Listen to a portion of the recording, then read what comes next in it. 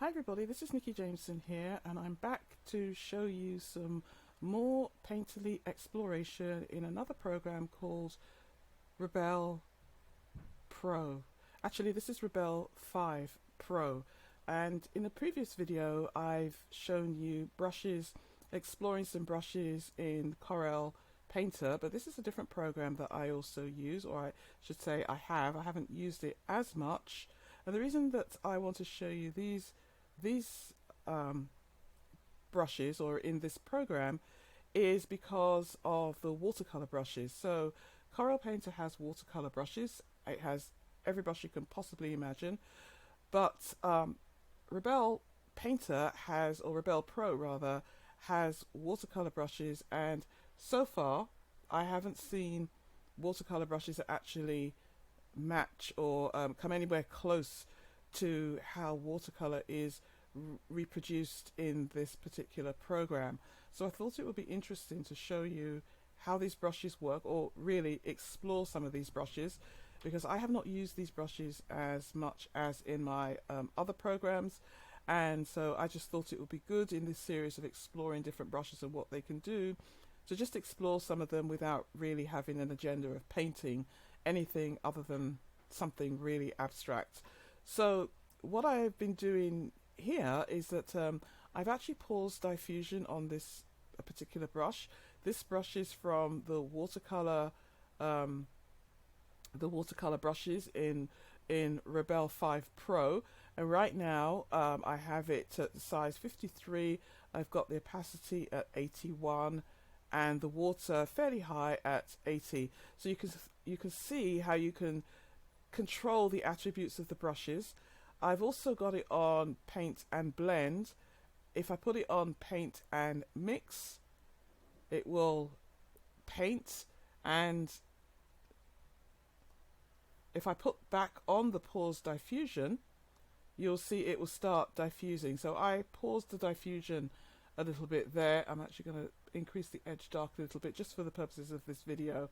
And Rebelle 5 has this really nifty, really nice, I'm adding some yellow here so you can see, it has this really nice pigment mixing button here, which is called Use Color Pigments. It's only available in Rebelle 5 Pro. It's not available in the Rebelle 5. It's really Rebelle 5 Pro that you have this. But what that does is that it mixes pigments as it would do in, let's say, traditional watercolor, as opposed to maybe in a more digital fashion. And so this is how these brushes are behaving. I'm using a flat dry, and you can see the settings that I have that I have there. And because I have it on paint and mix, and because I didn't even have the pigment on, but if I have the pigment, use pigment color here, you'll see it will actually mix these two colors. So yellow and blue will make you green, and so on. Okay, and you can actually use here I'm using the color wheel here, but you can also use a variety of color sets in Rebelle. So you can have a whole slew. You've got a whole slew of color palettes. You can even download some of them for free. You can get extra brushes for free, and a whole lot of things that you can do with this program. So obviously I'm not doing a sort of traditional watercolor painting at the moment, but this is showing you how these brushes interact. So let's try the Filbert Dry. So let's pick another color. So this is the Filbert Dry, 75, opacity 100%, and water at 69. So okay. And I wanted to bring your attention as I use these brushes. I'm staying away from the edges here because I know that there is something up with some of the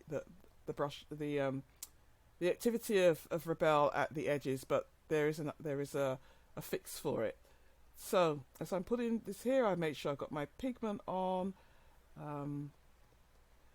So I wanted to show you some of the visual settings, and this is where you can control the watercolor behavior. As opposed to the brushes, you can actually control the actual behavior of the watercolor itself once you've put it on the paper, or as you put it on the paper. And I'm using a cold press paper, canvas paper, which you can see here, and I am painting on a layer as opposed to painting on the actual canvas, because I just prefer to do it that way. So I'm going along and putting down some paint, and let's just see what happens here. So I'm not even sure how it mixes these classic colours. You can actually create drips. I've got the drip size quite small, and I've got the drip length quite small as well. But you can actually control the length of the drips from these brushes if you want to. Okay, you can even control the diffusion speed, which I will do right now, so that it's not moving quite as fast. You can control the edge darkening and the re-wet, and also the absorbency on the paper. So you can have that either high or you can have it low. If it's high, you'll see that it will be absorbed by the paper. You will actually, depending on your paper, you will actually really see that. And I like to use the drip size. It's very, very interesting to use that along with the paint and mix and paint and blend. You can get some very interesting effects there. You can also control the drip length, so you can increase it or decrease it, and you can control the granulation.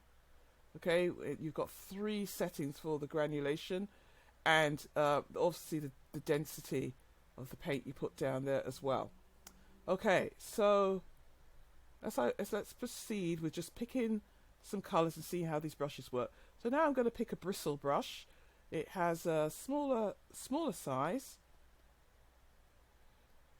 It's a smaller size, and it's a good idea to, whenever you as you pick these brushes and play around with them, to see how they respond, because if I increase the size, I can get something very different. I'm keeping my pigment mixer on for now, and while I play around with that, and I tend to have the water high up. Now if you come from a watercolor background, you'll obviously have your own ideas about how to make these brushes work best for you. And watercolor, in my opinion, is quite a challenging medium to perfect. But I think from the digital standpoint, Rebelle does a really good job, and they're improving all the time. Does a really good job of simulating or emulating watercolor painting. And I'm going to make this brush. You can make the brushes smaller by pressing the bracket keys, or by pressing Alt Control. Actually, no, Alt Control it. Yeah, you can do the size. It will show you the size. You can actually change the opacity with Alt Control and moving your brush. So I wouldn't use Alt Control for that. I would use the bracket keys, and you can change the opacity. Let's try a flat. See what we get. Not with a white brush, please.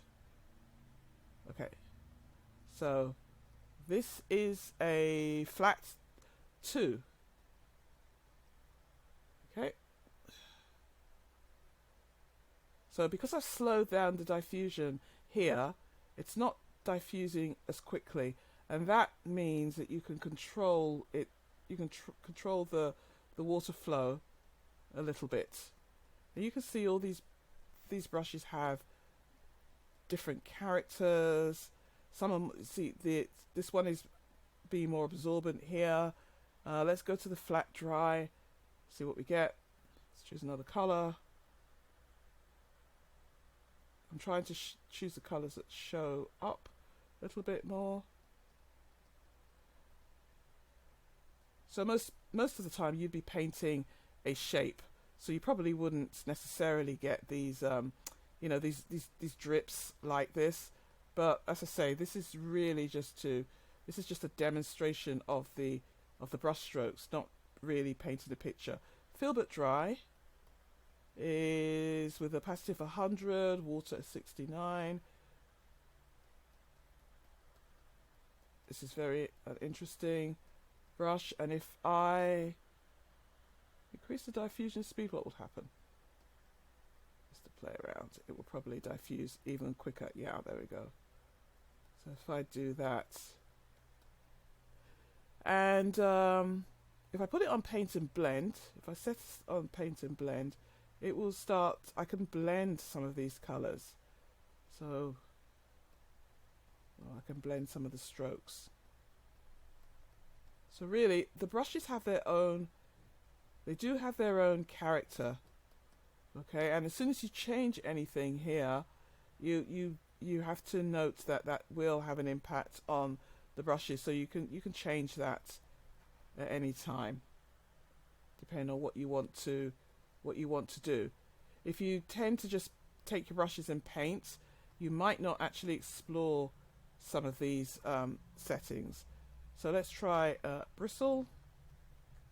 I'm filling up the paper here.